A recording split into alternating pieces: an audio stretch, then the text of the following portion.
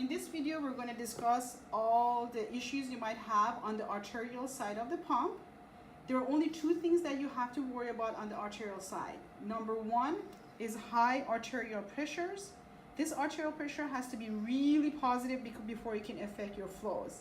If it becomes really positive and affects your flows, it could be either due to a kink in your arterial line, or it could be due to a kink inside the cannula, or a clot at the tip of the cannula. If it's a kink in the line, resolve it, you're back on, everything is good. If it's inside the body, there's nothing you can do. Activate the action plan, make sure a physician comes in and checks that out. The other issue that you can have on the arterial side is a bubble alarm. That can happen, and you have to go through a series of steps.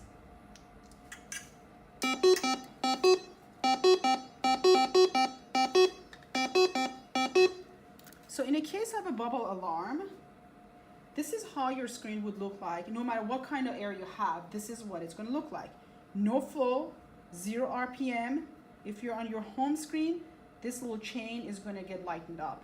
This is a classic example of how a bubble would look. If you see this screen that looks like this, then you need to make sure, number one thing to do is to clamp the arterial and venous line and separate the patient from the ECMO.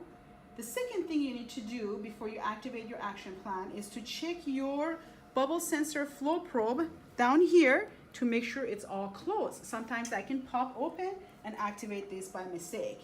If that's the case, go ahead and close it, reset your bubble, go back on, you're good to go.